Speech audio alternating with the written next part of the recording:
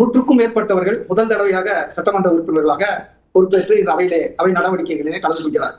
அமைச்சர்கள் உட்பட அநேகமாக செங்கோட்டையன் அவர்களை தவிர்த்து அனைவருமே புதியவர்கள் இந்த நடைமுறைக்கு செயல்பாட்டுக்கு.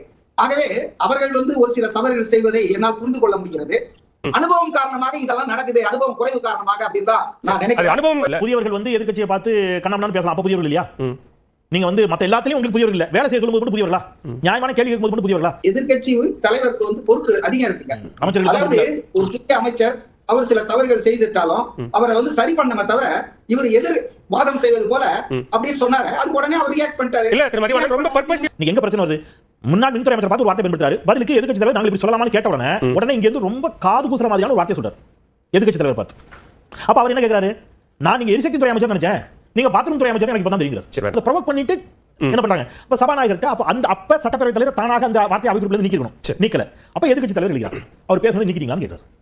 அந்த நிமிடமும் அவர் நீக்கல. அப்புறம் இவர் என்ன செய்யறாரு? நீங்க நிக்கல, நானும் அதே மாதிரி சொல்லட்டுமா? இப்போ இது வினை இல்ல, எதிர்வினை. நீங்க பேசிட்டீங்க, அப்போ மாண்புமிகு அப்படின்னு சொல்லி நிர்மல்குமார் பாட்சி இவர் ஒரு வார்த்தை சொல்றாரு. சொல்றது எதிர்க்கட்சி தலைவருடைய நடவடிக்கைகள் தான், அவருடைய பேச்சுக்கள் தான். ஏன்னா அவர் அனுபவம் வாய்ந்த ஒரு அரசியல்வாதியா இருக்காரு, ஒரு முன்னாள் துணை முதல்வராக இருக்காரு. இப்போதைக்கு எதிர்க்கட்சி தலைவர் ஒரு அமைச்சருக்கு உள்ள அந்தஸ்து உள்ளவர். அவர் சரியா நடந்துட்டாதான் அவங்க கட்சியில இருக்கிறவங்க எல்லாம் அவரை ஃபாலோ பண்ணுவாங்க. சிஎம்க்கு இல்லாத பொறுப்பு தலைமையில் இருக்கக்கூடிய அமைச்சர்கள், பிற அமைச்சர்களுக்கு 2, 3, 4வது 5வது இடத்துல இருக்கக்கூடிய அமைச்சர்களுக்கு இல்லாத பொறுப்பு எல்லாம் எல்ஓபிக்கு மட்டும், எதிர்க்கட்சி தலைவருக்கு மட்டும் இருக்கணும் அப்படின்னு எதிர்பார்ப்பது எந்த விதமான பொது நியாயம்? பலமுறை சட்டமன்ற உறுப்பினர்களாக இருந்தவர்கள், முன்னாள் அமைச்சர் பொறுப்புகளை வகித்தவர்கள், நீண்ட அனுபவம் வாய்ந்த எதிர்க்கட்சியில் இருக்கக்கூடியவர்கள், தலைவர்கள், சட்டமன்ற உறுப்பினர்கள், அவங்க நடந்துகிறது பார்த்தா எனக்கு ரொம்ப வேதனையா இருக்கு. இங்க சபையில திருப்பி நான் வைக்கிறேன், யார் எதிர்க்கட்சி யார் ஆளுங்கட்சி? ஒரு கேள்வி கேட்கறாங்க சார். போதை உங்க ஆட்சியில கட்டுப்படுத்தலைங்கிறாங்க. இங்க இருந்து எதிர்க்கட்சி தலைவர் பொறுப்பா சொல்றாரு, ஐயா எங்க ஆட்சியில் போதைப் பொருளை சிறப்பாக கட்டுப்படுத்தியதற்காக நீங்க இப்ப விருது கொடுத்தீங்க.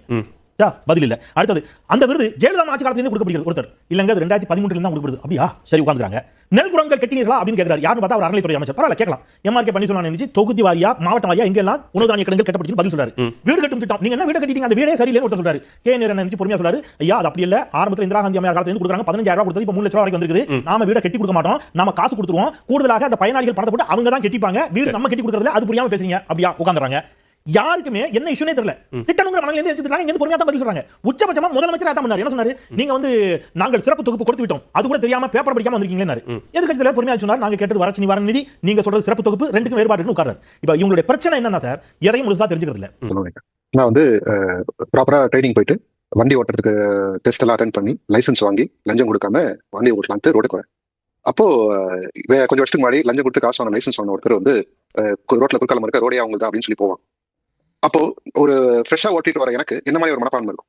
2 ஆங்கிள் இருக்கும். ஒண்ணு நம்ம பார்த்து நம்ம போலாம் அப்படின்னு தோணும். ஆனா இது குறுக்காலம் இருக்க மறுபடியும் வரும்போது ஒரு பாயிண்ட்க்கு மேல நமக்கு என்ன தோணும்? அந்த பாயிண்ட் இப்ப நடக்குதோ அப்படின்றது சட்டசபையில் நடக்குது அப்படின்றது நான் பார்க்கிறேன். அப்புறம் வண்டியை ஒழுங்கா ஓட்ட தெரியாம, ரொம்ப சிம்பிள் ஆச்சு, பார்க்க நேர்களுக்கு சொல்றேன்.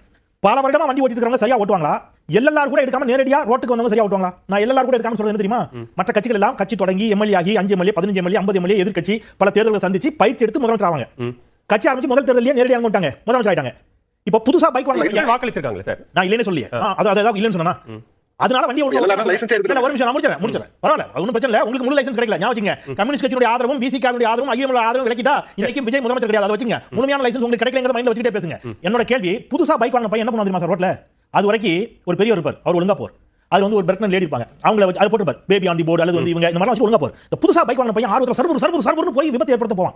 போலீஸ்கார் பிடிச்சி சொல்லுவார், ஃபைன் போடுவார், கேட்க மாட்டான். அபராதம் சொன்னாலும் கேட்க மாட்டான், பிடிச்சி நங்கு 2 தலையில கொட்டணும். இப்போ புதுசா பைக் வாங்க உதாரணத்தை தாண்டி அவர் கட்சியை இவங்க பவளபலா பாப்பாங்க, அவங்களுக்கு எப்படி வண்டி ஓட்டணும்னு சொல்லி கொடுப்பாங்க, எங்க இண்டிகேட்டர் போடணும்னு சொல்லி கொடுப்பாங்க. நமக்கு பிரேக்கே பிடிக்காத வண்டி எடுத்து ரோட்ல வந்து நம்ம என்ன செஞ்சிருப்போம்? ஆட்டம் போட்டுட்டு இருப்போமா? முதல்ல இந்த ஆட்டிட்யூட மாத்தணும். மறுபடியும் கை காட்டுறதுல ஒரு கலெக்டிவ் ரெஸ்பான்சிபிலிட்டி தான்.